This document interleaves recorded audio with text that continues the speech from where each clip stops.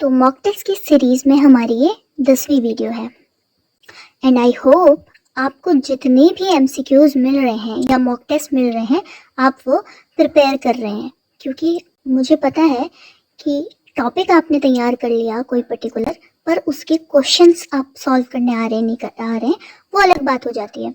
क्योंकि अगर आप एक टॉपिक तैयार करते हैं ना, तो उसके अगर आप एमसीक्यूज करते जाएंगे साथ साथ ही, तो आपको आपकी नॉलेज का भी पता हो जाएगा, आपको पता चलेगा कि आपको सॉल्व करना आ रहा है कि नहीं आ रहा है। क्योंकि टॉपिक तो पढ़ लिया, उसकी नॉलेज हमें आ गई, पर क्वेश्चन सॉल्व करना अलग बात हो जाती है, क्योंकि क्वेश्चन घुमा फिरा के आ जाता है या कई बार हमको समझ में नहीं आता या अंडर प्रेशर हम कर नहीं पाते। तो इसलिए बहुत ज़रूरी है कि मॉक टेस्ट भी आप करते रहिए। तो शुरू करते हैं हमारे पहले क्वेश्चन के साथ। Gland of Zeis are associated with the eyelashes, they are modified. Option है sebaceous gland, sweat gland, mucus gland और सुड्रीफेरस ग्लैंड। ठीक है, तो ग्लैंड ऑफ जीज जो होते हैं वो एसोसिएटेड रहते हैं हमारी आईलैशेस के साथ। तो ये क्या होते हैं हमें बताना है, किसका मॉडिफिकेशन होते हैं ग्लैंड ऑफ जीज का।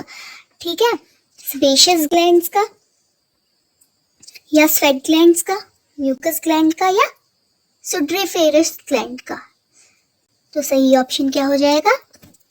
सही ऑप्शन हो जाएगा सेबेशियस ग्लैंड्स। ठीक है, ऑप्शन नंबर ए। तो सेबेशियस ग्लैंड्स क्या होते हैं, देखिए यहाँ पे प्रेजेंट है ग्लैंड ऑफ जीज। ठीक है, तो ग्लैंड ऑफ जीज क्या होते हैं? मॉडिफाइड सेबेशियस ग्लैंड हमने बोला। ठीक है, ये कहाँ पे लोकेटेड होते हैं? जो एज है हमारी आईलिड की, ये देखिए ये आईलिड है, इसके एज पर। ठीक है, और ये एसोसिएटेड है किसके साथ? आईलैशेस के साथ। ये आईलैशेस से एसोसिएटेड है, वहीं पे आईलैशेस आपको देखने के लिए मिल रही है, ये देखिए। ठीक है, ये यहाँ पे हमें समझ में आ रहा है। ठीक है, ये क्या है? आईलिड के एज पर है। ठीक है, एकदम एज पर है आईलिड्स के यहाँ पर। और ये किससे एसोसिएटेड है? ये जो आईलैशेस हैं उनसे एसोसिएटेड रहते हैं। ठीक है, ये जो ग्लैंड होते हैं इनमें से क्या आता है? इनमें से ऑयली सब्सटेंसेस आते हैं जो क्या होते हैं, कुछ एक्सक्रीटरी डक्ट्स के थ्रू। ठीक है, जो किसकी वो किसके एक्सक्रीटरी डक्ट होते हैं? वो होते हैं हमारे सेबेशियस लोब्यूल के। ठीक है, कहाँ पे? जो हमारा जो हेयर फॉलिकल है ना, उसके मिडिल पे ये आते हैं। ठीक है, तो यहाँ पे जो हमारी आईलिड है वहाँ पे अलग अलग टाइप के ग्लैंड होते हैं। 4 मेन ग्लैंड्स होते हैं। क्या कौन कौन से होते हैं? हमारे आई में तो बहुत सारे ग्लैंड्स हैं, पर हम अभी बात कर रहे हैं जो आईलिड पे मेन ग्लैंड है उनकी। ठीक है, ग्लैंड ऑफ जीज, मोल्स और मेइबोमियन ग्लैंड। ठीक है, ये बहुत सारी अलग अलग टाइप की ग्लैंड्स होती हैं। इसका रिवीजन आप खुद कर लेंगे, आई होप। ठीक है, ये देखिए मैंने एक चार्ट के थ्रू यहाँ पे टेबल के थ्रू समझाया हुआ है कि जो मेबोमियन ग्लैंड होते हैं वो उनकी लोकेशन कहाँ होती है? जो टार्सल प्लेट होती है आईलिड की, वहाँ पर ये मॉडिफिकेशन होते हैं सेबेशियस ग्लैंड का। ठीक है, जो मीबोमियन ग्लैंड्स होती हैं और जो ग्लैंड्स ऑफ जीज होती हैं, ये मॉडिफिकेशन किसका होती है? सेबेशियस ग्लैंड्स का। ठीक है, इनका फंक्शन क्या होता है? मेबोमियन ग्लैंड का फंक्शन होता है जो मीबम यानी कि एक टाइप का ऑयली सब्सटेंस होता है उसका प्रोडक्शन करना, जिससे क्या होता है, ये आई को लुब्रिकेट करते हैं। और जो हमारा टीयर्स होते हैं ना, आई में प्रोटेक्शन के लिए टीयर्स बनते रहते हैं, तो उसका इवेपोरेशन होने से भी बचाते हैं। ठीक है, हमने बात कर ली ग्लैंड ऑफ जीज की। कहाँ होते हैं? आईलैशेस के पास एडजेक्टेंट होते हैं, उनके साथ जुड़े हुए होते हैं या उनके एज पे होते हैं, बोल सकते हैं। इसमें से भी ऑयली सब्सटेंस आती है जो आईलैशेस को लुब्रिकेट करती है और उनको ब्रिटल होने से बचाती है। ग्लैंड्स ऑफ मोल की बात करें तो ये क्या होता है? ये बेस ऑफ द आईलैशेस के पास होती है। ठीक है, नीचे के साइड से हमने देखा था ना। उसके बाद क्या होता है? ये जो एपोक्राइन स्वेट ग्लैंड्स होता है उसका मॉडिफिकेशन होती है। कौन? एप्रोकाइन स्वेट ग्लैंड का मॉडिफिकेशन होती है ग्लैंड्स ऑफ मोल। ठीक है, ये क्या करेगी? स्वेट सिक्रीट करेगी जिसकी वजह से मॉइस्चर बना रहेगा और आईलिड का मार्जिन क्लीन होगा। लैक्रिमल ग्लैंड्स भी होती है, हमें पता है लैक्रिमल ग्लैंड्स का क्या काम होता है, टीयर का प्रोडक्शन करना और हमारे आई को मॉइस्चर करना, ये इसका काम होता है। हमने पहले से पढ़ा हुआ है, अगर किसी को नहीं भी पता तो मैं बता रही हूँ। उसके बाद ये कहाँ पे होती है, सुपीरियर और लेटरल होती है आई से, ठीक है, इन दी ऑर्बिट। ये किसी का मॉडिफिकेशन नहीं है, ये अपने आप में ही सेपरेट ग्लैंड होती है। जैसा कि बोला कि ये मॉइस्चर करती है और नरिश करती है टीयर्स का प्रोडक्शन करके, और प्रोटेक्ट करती है सरफेस को आई की, ठीक है। लैक्रिमल ग्लैंड्स हमने देखी थी, कहाँ पे है, यहाँ पे है, देखिए। तो ये कुछ मेन ग्लैंड्स हैं जो कभी कभी आ जाती हैं, ठीक है। अगला है bolus of food undergoing digestion in acidic medium in stomach is called acidified bolus, bile bolus, chyle या चाइम। क्या होगा, ये तो हमने 8th क्लास में भी पढ़ा है ना, 7th क्लास में हमने पढ़ा है ना ये, ठीक है। क्या होगा, बोलस ऑफ फूड को क्या बोलते हैं, जो क्या कर रहा है, एसिडिक मीडियम में डाइजेशन के लिए जाता है, ठीक है। जब चबाते हैं, बोलस में क्या होता है, सलाइवा मिक्स्ड रहता है ना, और छोटे छोटे पार्टिकल्स होते हैं वो। जैसे हमने एक रोटी का टुकड़ा लिया, उसको च्यू करने के लिए हम सलाइवा से क्रिएट करेंगे, तो सलाइवा और एक हार्ड बॉल टाइप का स्ट्रक्चर होता है जो नीचे को जाता है, उसको क्या बोलते हैं ये हमें बताना है। तो क्या बोलते हैं उसको, याद आ रहा होगा, चाइम बोलते हैं, ठीक है। तो स्टोमक में जो बोलस ऑफ फूड होता है वो डाइजेशन के लिए जाता है और मिक्स्ड होता है गैस्ट्रिक जूसेस के साथ, जिसकी वजह से एक सेमी लिक्विड सब्सटेंस बनता है जिसको चाइम बोलते हैं, ठीक है।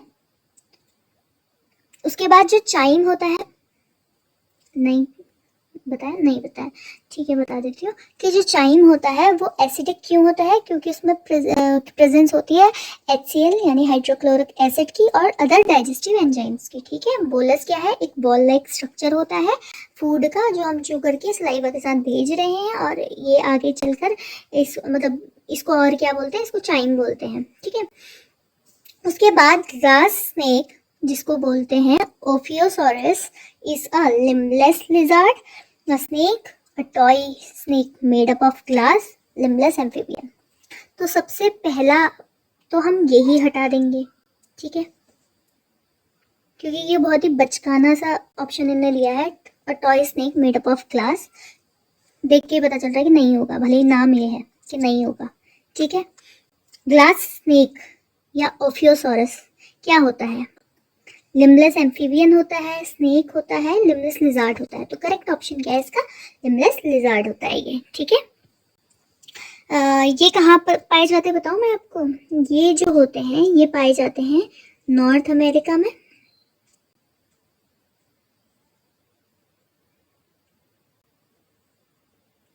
एंड ईस्टर्न हिमालयाज में, ठीक है।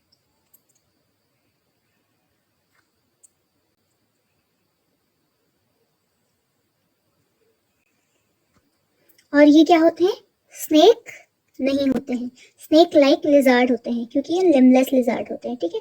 करेक्ट ये है, ठीक है। क्या होता है ना, इनकी जो लिम्स होते हैं वो क्या होते हैं, इवोल्यूशन के टाइम पर या थ्रू आउट द इवोल्यूशन क्या होते हैं, वो कहीं क्या हो गए हैं, इनने अपने लिम्स खो दिए हैं, ठीक है, इवोल्यूशन के टाइम पर। तो इसकी वजह से क्या होते हैं, ये स्नेक की तरह दिखाई देते हैं क्योंकि लिम नहीं है ना। पर इसमें क्या होता है ना, जो लिजर्ड के कैरेक्टरिस्टिक होते हैं, क्या क्या होते हैं, जैसे लिजर्ड के कैरेक्टरिस्टिक क्या होते हैं, उसके पास एबिलिटी होती है टू शेड टेल,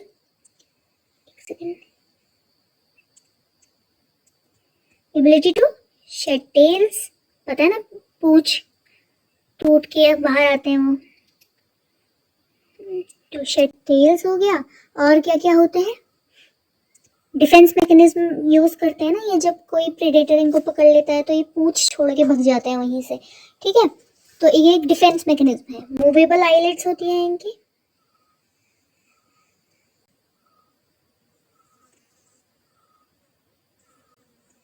और एक्सटर्नल ईयर ओपनिंग होती है।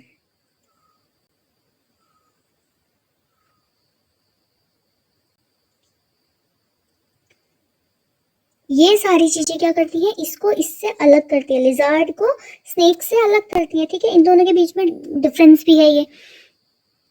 एक और चीज है कि जो ये लिम्बलेस लिजर्ड होते हैं, इसकी एक सेकंड यहाँ पे होगा, वेट, ये देखिए, ये क्या है, ओफियोसोरस हैं ये, इनको ग्लास लिजर्ड बोलते हैं। देखिए लग तो रहा है कि क्या है, स्नेक्स की तरह है, स्नेक की तरह लग रहा है, बट क्या है, ये एक टाइप का लिजर्ड होता है, क्योंकि इसमें लिम्स नहीं होते हैं, बस बाकी सारे कैरेक्टरिस्टिक्स के क्या है, लिजर्ड जैसे हैं। बॉडी इसकी देखो इलोंगेटेड है, किसकी तरह, स्नेक की तरह इलोंगेटेड है। इसका स्नाउट देखो यहाँ पे ये दिख रहा है, स्नाउट पॉइंटेड स्नाउट दिख रहा है हमको।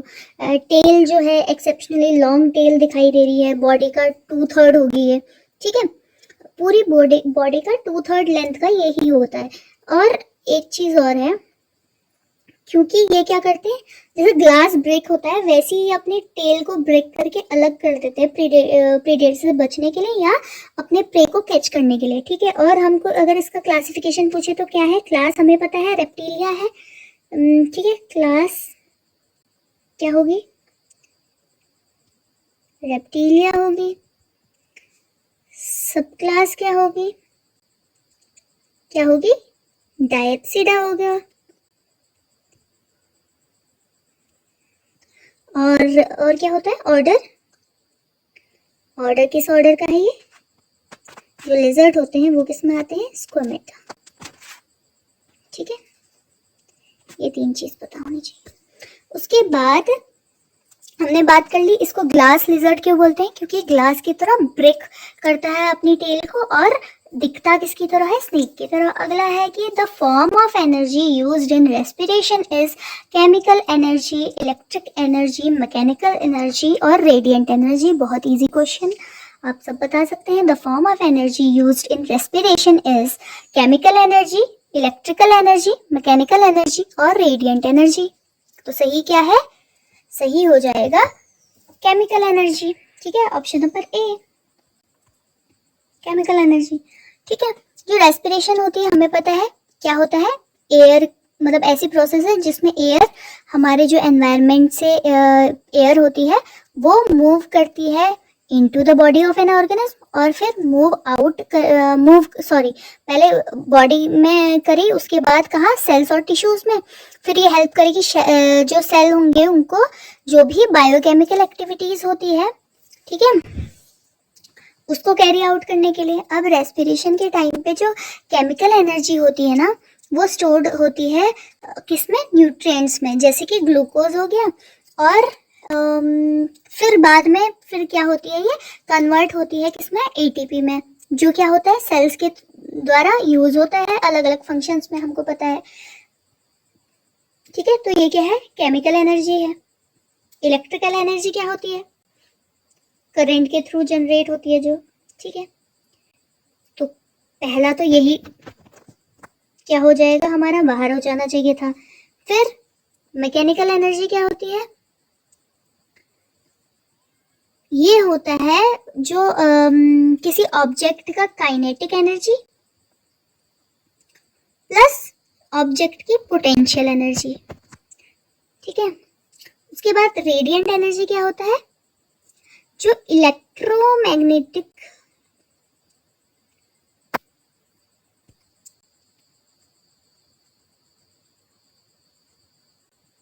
थोड़ा गलत हो रहा है स्पेलिंग यहाँ पे,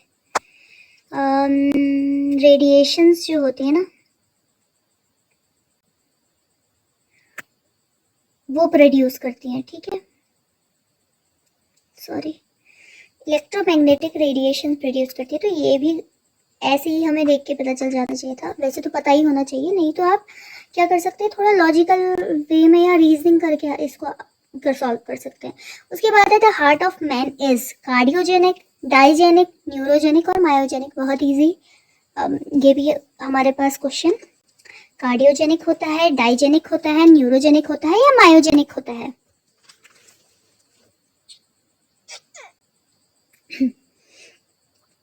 कार्डियोजेनिक क्या होता है बताइए, कार्डियोजेनिक क्या होता है, कार्डियोजेनिक, बहुत लोग कार्डियोजेनिक सोच रहे होंगे बट ये ऑप्शन बिल्कुल रॉन्ग है। ये क्या होता है, हार्ट की एक कंडीशन होती है, ठीक है, यहाँ प्रोसेस होती है उसको डिस्क्राइब करता है, ठीक है, हार्ट की कंडीशन और प्रोसेस को डिस्क्राइब करता है, इसलिए ये नहीं होगा। डाइजेनिक तो कुछ वर्ड ही नहीं है जो हार्ट से रिलेटेड, डाइजेनिक मतलब दो, जेनिक मतलब जेनेटिक से रिलेटेड है, ठीक है। ये क्या होता है, इसमें इन्वॉल्वमेंट होती है टू डिस्टिंक्ट जो जीन्स होते हैं उसकी, ठीक है, और ये जेनेटिक्स से रिलेटेड है, ठीक है, जेनेटिक्स से रिलेटेड है, तो ये भी ऐसे ही बाहर हो जाएगा ऑप्शन। उसके बाद दो आते हैं न्यूरोजेनिक और मायोजेनिक। न्यूरोजेनिक क्या होता है, इसका ओरिजिन और कंट्रोल जो है वो जो भी प्रोसेस होगी वो किसके थ्रू होगी, हमारे नर्वस सिस्टम के,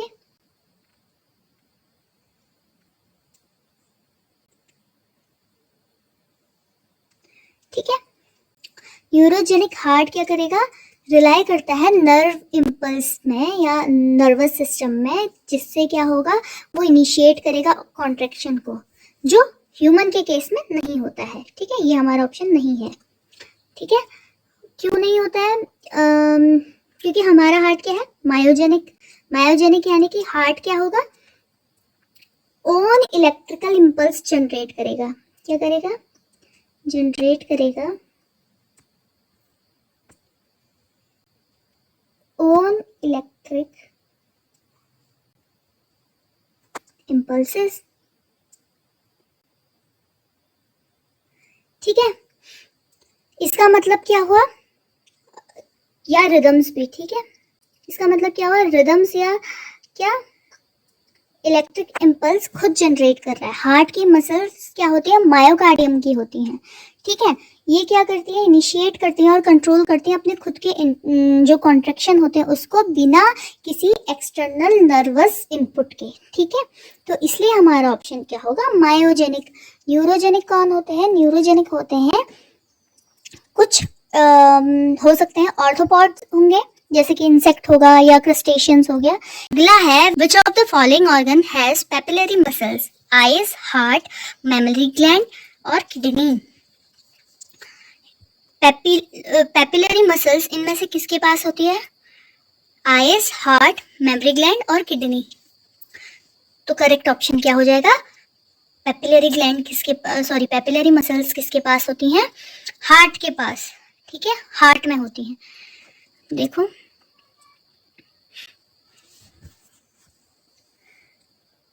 हार्ट के पास क्या है, पेपिलरी मसल्स होती हैं, जो क्या होती हैं, पिलर लाइक मसल्स होती हैं, ठीक है। ये देखो, ये और ये क्या है, पिलर लाइक मसल्स है ना। तो ये कहाँ होती है, वेंट्रिकल्स में होती हैं। ऐसा भी आ सकता है कि कहाँ पे सिचुएटेड होती है, तो कहाँ पे होती है, मतलब हार्ट के अंदर भी पूछ सकता है ये, तो कहाँ होती है, वेंट्रिकल में होती है, वेंट्रिकल ऑफ हार्ट में होती है, जो किसके साथ वर्क करती है, जो ये हमारे कॉर्डेई टेंडेई होते हैं, ये क्या होते हैं, थिन स्ट्रिंग लाइक स्ट्रक्चर होते हैं ना, स्ट्रिंग्स की तरह दिखाई दे रहे हैं, ठीक है। और ये क्या करते हैं, हमने बोला पेपिलरी मसल्स कॉर्डेई टेंडेई के साथ क्या करते हैं, काम करते हैं, क्या करने का, प्रिवेंट करने का, जो हमारे एवी वॉल्व्स होती हैं, ठीक है, जो हमारे एवी वॉल्व्स होते हैं। एवी वॉल्व्स क्या होते हैं, आर्टियो वेंट्रिकुलर वॉल्व्स, ठीक है। उनको जब क्या होगा, क्या बोला हमने, प्रिवेंट करती हैं उनको, जब वेंट्रिकुलर कॉन्ट्रैक्शन होगा उस टाइम पे इन्वर्ट होने से बचाती हैं, ठीक है।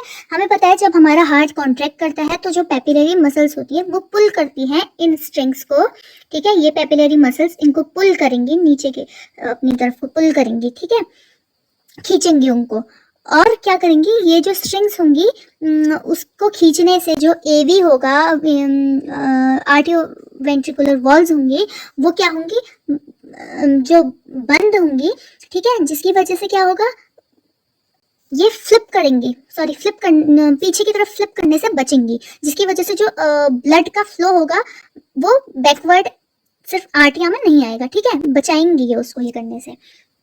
तो सही आंसर क्या हो जाएगा, पेपिलरी मसल्स। ठीक है, किसके साथ वर्क करेंगे आएगा, तो किसके साथ वर्क करेगा, कॉर्डिएटिंग रे के साथ, जो स्ट्रिंग लाइक स्ट्रक्चर होता है। उसके बाद ये बोला कि ये क्या करेंगे, प्रिवेंट करेंगे आर्डियो वेंट्रिकुलर वॉल्स को इन्वर्ट होने से वेंट्रिकुलर कॉन्ट्रैक्शन के टाइम पे। फिर है the blind sac body plan is applicable to porifera, annelida and arthropoda, cnidaria और platyhelminthes, none of the above. The blind sac body plan, blind sac body plan क्या होता है, ये क्या है, इनकम्प्लीट डाइजेशन,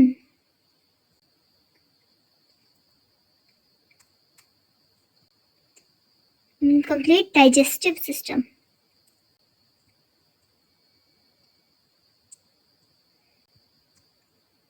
और ये किस में देखा जाता है, लोअर एनिमल्स में।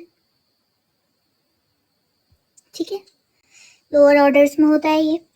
और इसमें क्या होगा, जो ये सेट ऑफ एनिमल्स होते हैं जिनमें ब्लाइंड सेक्स होते हैं, उनमें गैसेस एक्सचेंज जो होता है डिफ्यूजन के थ्रू होता है, बॉडी सरफेस से डिफ्यूजन होता है। इनकम्प्लीट डाइजेस्टिव सिस्टम प्रेजेंट होता है किसमें, यानी कि ब्लाइंड बॉडी सेक्स वो होता है दोनों, ना हमारा ऑप्शन नंबर सी, नाइडेरिया और प्लेटीहेलमिन्थीज में। ठीक है, देखो ये है, इसमें क्या होता है ना, ब्लाइंड सेक का मतलब क्या हुआ, एक ही हमारा क्या होगा, ओपनिंग होगी बोल सकते हैं। ठीक है, और इसी ओपनिंग को हम क्या बोलेंगे, सिर्फ एक ही ओपनिंग होगी जहाँ से फूड आएगा भी और हमारा एक्सक्रीटरी प्रोडक्ट बाहर जाएगा भी। ठीक है, ये जैसे है, इसमें हम देख सकते हैं कि माउथ और एनस एक ही जगह है। ठीक है, यहीं से फूड अंदर आएगा और डाइजेस्ट होके बाहर आएगा। और हम क्या हो सकता है कि जो नाइडेरियंस होते हैं उसमें से जेलीफिश और कोरल्स में देखने के लिए मिलता है, ये जेलीफिश है। ठीक है, और कुछ कोरल्स में होता है। और जो प्लेटीहेलमिन्थीज होते हैं फ्लैटवर्म्स जैसे कि वहां पे देखने के लिए मिलता है। ठीक है, ये कोरल है। ठीक है, उसके बाद क्या होता है, जो ब्लाइंड सेक होता है ना, हमने बात कर ली कि डाइजेस्टिव कैविटी होती है, जो क्या होती है, सिर्फ एक ओपनिंग होती है उसकी, जो सर्व करता है माउथ और एनस दोनों की तरह। ठीक है ना, अब हमारा जो ऑप्शंस है, जैसे पॉरीफेरा है या स्पंजेस जो होते हैं, उनमें हमें पता है कनाल सिस्टम होता है, बहुत ही कॉम्प्लेक्स कनाल सिस्टम होता है जिसके थ्रू होता है। ठीक है, ऑर्थोपॉड्स में डाइजेस्टिव सिस्टम प्रेजेंट होता है, फोरगट जिसको क्या बोलते हैं, स्टोमेडियम बोलते हैं, मिडगट जिसको मेसेंट्रॉन बोलते हैं, हमको पता है ना, ऑर्थोपॉड्स का तो हमको पता है, मिडगट,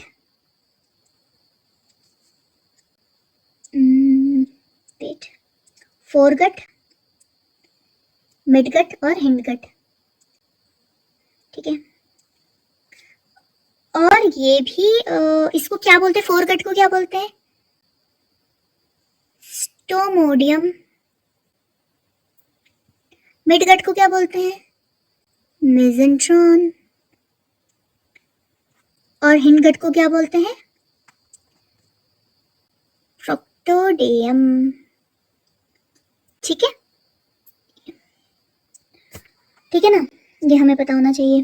ठीक है, ऑर्थोपॉड्स में इसलिए नहीं होते, पॉरीफेरा में तो हमें पता है कॉम्प्लेक्स एनाल सिस्टम होता है। जो एनेलिडा होते हैं उसमें क्या होता है, कंप्लीट डाइजेस्टिव ट्रैक्ट्स देखने के लिए मिलते हैं। ठीक है, नाइडेरिया और प्लेटीहेलमिन्थीज की हमने बात करी, जैसे नाइडेरियन में जेलीफिश और कोरल्स आते हैं हमें पता है, प्लेटीहेलमिन्थीज में फ्लैटवर्म्स आते हैं हमें पता है। ठीक है, तो ये हमें कोरल और जेलीफिश में देखने के लिए मिल रहा है कि माउथ और एनस देखो क्या है, एक ही है प्रेजेंट, है ना। नाइडेरियंस जो होते हैं उनका सेंट्रल गैस्ट्रो जो वस्कुलर कैविटी होती है उसको बोलते हैं, क्या बोलते हैं, कोलेंटेरॉन बोलते हैं। ऊपर नहीं आया इसलिए नीचे लिख रही हूँ। ठीक है, कोलेंट्रॉन बोलते हैं। ठीक है, जिसकी जो ओपनिंग होती है वो माउथ और एनस दोनों की तरह काम करेगी। हमने बोला फ्लैटवर्म जो होते हैं मोस्टली पैरासाइट होते हैं और इसलिए उनमें जो एलिमेंट्री कनाल है उसका क्या देखने के लिए मिलता है, मतलब एलिमेंट्री कनाल देखने के लिए नहीं मिलती है बेसिकली। ठीक है, ये क्या होते हैं, यूजुअली एब्जॉर्ब करते हैं डाइजेस्टिव फूड को होस्ट से। ठीक है, किसके थ्रू, एक जनरल बॉडी सरफेस के थ्रू। ठीक है, अब है which of the following option incorrectly distinguish the kingdom monera and protista. पहला है monera include unicellular prokaryotes, protista include multicellular eukaryote. दूसरा है membrane bound cell organelles are absent, protista है membrane bound cell organelles are present. तीसरा है Monera में कि cell wall present होती है और पेप्टिडोग्लाइकन की होती है, प्रोटिस्टा में है सेल वॉल प्रेजेंट होती है अगर तो कंटेन करती है सेलुलोज, अगर प्रेजेंट होती है तो, ठीक है। मोनेरा में है अगला कि फ्लैजिला जो होती है जब प्रेजेंट होती है तो कंप्राइज्ड रहती है प्रोटीन फ्लैजिलिन से, और प्रोटिस्टा है कि फ्लैजिला और सीलिया प्रेजेंट होते हैं और प्रोटीन ट्यूबुलिन के बने होते हैं। हमने जब बैक्टीरिया वाला किया था तब हमने देखे थे ना, ये तो देखा था कि क्या होता है, फ्लैजिला और सीलिया प्रेजेंट होते हैं, प्रोटीन ट्यूबुलिन की बनी होती है, ये सारी चीज़ें हमने बात करी थी, ठीक है। और ये भी बात करी थी कि मोनेरा में कैसे जो होते हैं प्रोटीन फ्लैजिलिन की बनी होती है, फ्लैजिला, ये सारी बातें हम कर चुके हैं। तो सही क्या होगा इनमें कि जो मतलब सही नहीं, सही तो ये है कि जो ऑर्गेनल्स होते हैं मेम्ब्रेन बाउंड वो एब्सेंट होते हैं और मेम्ब्रेन बाउंड ऑर्गेनल्स प्रेजेंट होते हैं प्रोटिस्टा में, सही बोल रहा है, ठीक है। मोनेरा का बोल रहा है कि सेल वॉल जब प्रेजेंट होते हैं तो पेप्टिडोग्लाइकन के बने होते हैं और सेल वॉल अगर प्रेजेंट होते हैं तो ये सेलुलोज के बने होते हैं प्रोटिस्टा में, ये भी सही बोल रहा है। मोनेरा का बोल रहा है कि फ्लैजिला जब प्रेजेंट होते हैं तो प्रोटीन फ्लैजिलिन के होते हैं, और प्रोटिस्टा में बोल रहा है फ्लैजिला सीलिया जब प्रेजेंट होते हैं तो प्रोटीन ट्यूबुलिन के बने होते हैं, ये भी सही बोल रहा है। तो हमारा गलत कौन सा है, ये। और इसमें भी कौन सा, पहला है कि इंक्लूड करते हैं मोनेरा यूनिसेलुलर प्रोकैरियोट को, जो क्या है, सही है ना। मोनेरा तो यूनिसेलुलर ऑर्गेनिज्म ही होते हैं जिनके जो प्रोकैरियोटिक सेलुलर स्ट्रक्चर होता है वो प्रेजेंट रहता है, जबकि प्रोटिस्टा भी यूनिसेलुलर ऑर्गेनिज्म होते हैं, ठीक है, जिनका यूकैरियोटिक सेल ऑर्गेनल्स रहता है, ठीक है, मल्टी सेलुलर नहीं यूनिसेलुलर होते हैं, मोस्टली यूनिसेलुलर, कुछ कुछ मल्टी सेलुलर हो सकते हैं, जैसे कि कुछ टाइप की एल्गी हो सकते हैं जो मल्टी सेलुलर हो सकते हैं, बट ये जनरल टर्म में बात होती है तो ये यूनिसेलुलर होते हैं, ठीक है। Option number A, the organ of Corti is concerned with smell, taste, hearing और इक्विलिब्रियम। तो organ of Corti is concerned with smell, taste, hearing और इक्विलिब्रियम। ऑर्गन ऑफ कॉटी क्या होता है, इसको स्पाइरल ऑर्गन भी बोलते हैं, ठीक है। अगर मैं आपको बनाऊं के दिखाऊं, इस टाइप का होता है वो कुछ, ठीक है, इसके आगे भी कुछ प्रेजेंट रहता है जिसको क्या बोलते हैं, एयर ड्रम बोलते हैं। अब तो समझ आ गया होगा क्या आंसर है, हियरिंग से, ठीक है। ऑर्गन ऑफ कॉटी क्या होते हैं, इसको डिस्कवर्ड किया था 1851 में इटालियन जो एनाटोमिस्ट थे अल्फोंसो गिमेको गैस्पेर कॉटी ने, ठीक है। अल्फोंसो गिमेको गैस्पेर कॉटी ने 1851 में इसको डिस्कवर किया था और ये हेयरिंग से रिलेटेड है, ठीक है। ये देखिए ऑर्गन ऑफ कॉटी कहाँ पे प्रेजेंट होते हैं, देखिए ये एक स्पाइरल ऑर्गन है ना, ठीक है, इसके अंदर, ठीक है, ये सेंसरी ऑर्गन्स होता है मैमल्स के इनर ईयर में जो रिस्पॉन्सिबल होता है हेयरिंग के लिए, ठीक है। ऑर्गन ऑफ कॉटी कहाँ पे है, इसको कॉक्लिया बोलते हैं, जो ये राउंड कलर का स्पाइरल ऑर्गन है इसको क्या बोलते हैं, इसको बोलते हैं कॉक्लिया, ठीक है। ये क्या होता है, बेसिलर मेम्ब्रेन में होता है उसके, ठीक है। जो कॉक्लिया होता है उसके 3 कंपार्टमेंट होते हैं, ठीक है। इसके जो 3 कंपार्टमेंट होते हैं उनमें से एक क्या होता है, ऑर्गन ऑफ कॉटी, ठीक है। ये क्या होता है, स्ट्रिप ऑफ जो एपिथेलियल सेल्स होती हैं जिनमें क्या होते हैं 4 रोज होते हैं हेयर सेल्स के, ठीक है, उससे होता है बना हुआ। और एक और चीज की जो इसका जो आउटर हेयर सेल्स होते हैं वो अरेंज होते हैं 3 रोज में, जिसको क्या बोलते हैं, कोकिलियर एम्पलीफायर बोलते हैं, ठीक है। उसके बाद इसका फंक्शन हमने बोल दिया कि ये क्या करेगा, जो मतलब ऑडिटरी सिग्नल्स है उनको लेने का काम करेगा नर्व इम्पल्स में, ठीक है। उसके बाद ये क्या होते हैं, जब वाइब्रेशन, जैसे हमने इसको वाइब्रेशन दिया, वाइब्रेशन हुआ, ठीक है, एक साउंड आई, साउंड वेव आई, तो आएगी तो एयर ड्रम में क्या होगा, ये एयर ड्रम जो हमारा होता है इसको टिम्पैनिक मेम्ब्रेन भी बोलते हैं। हमारे जो एक्सटर्नल एयर है ये क्या है, पिन्ना है, ठीक है। स्पेलिंग क्या हो गई, ठीक है। डायग्राम कुछ ज़्यादा ही वो हो रहा है।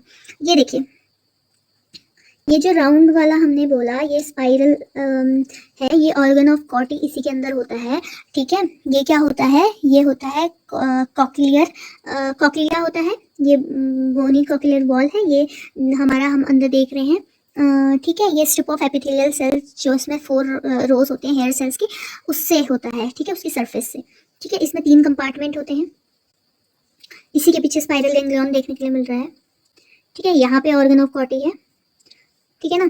जब अब हमारा क्या हो रहा है, साउंड वेव आएगी, ठीक है, तो क्या होगा, जो हमारा टिम्पेनिक मेम्ब्रेन है या एयर ड्रम है वो वाइब्रेट करेगा इसके रिस्पॉन्स में, ठीक है। और फिर क्या होगा, ये वाइब्रेशन एम्प्लीफाइड होगी इन ऑसिकल्स में, ठीक है। यहाँ पे क्या होता है ना, मतलब कि ये तब होता है जब वाइब्रेशन होती है इनर एयर में, जिसकी वजह से जो कॉक्लियर फ्लूइड होता है वो मूव करता है, ठीक है। जिसकी वजह से क्या होता है, जो हेयर सेल्स होते हैं वो मूव करेंगे, ऑर्गन ऑफ कॉटी के यहाँ पे हेयर सेल्स होंगे वो मूव करेंगे, ठीक है। अब जो ये हेयर सेल्स होंगे ना वो प्रोड्यूस करते हैं एक इलेक्ट्रोकेमिकल सिग्नल्स को, ठीक है। यहाँ पे क्या होगा, इलेक्ट्रोकेमिकल सिग्नल क्या होंगे यहाँ पे प्रोड्यूस होंगे, ठीक है, जो क्या होंगे, एम्प्लीफाइड होंगे इस कॉक्लियर एम्पलीफायर से, जो कंट्रीब्यूट करता है जो शार्पनेस होगी हमारी हेयरिंग की, उसमें हमारी हेयरिंग को बढ़ाने के लिए होता है, ठीक है ना। अब है cells of liver which act as phagocytes are Kupffer cells, Deiter cells, Hensen cells या acinar cells. Kupffer cells, Deiter cells, Hensen cells, acinar cells, cells of liver जो एक्ट करता है फेगोसाइट्स। इसका आंसर क्या होगा, कुपर सेल्स होगा, ठीक है। सेल्स ऑफ लीवर जो एक्ट करेगा फेगोसाइट्स की तरह उसको बोलते हैं कुपर सेल्स, ठीक है। फेगोसाइट्स यानी कि ये क्या करेगा, जैसे कैंसर सेल्स है या कोई और चीज़ है, उसको ये क्या करेगा, इनगल्फ करेगा, ठीक है, और उसको डिस्ट्रॉय करेगा, ये काम होता है इसका कुपर सेल्स का। तो आज के लिए इतना ही। आपके लिए क्वेश्चन है कि the function of ductus choledochus is to carry sperms, urine and sperms और बाइल।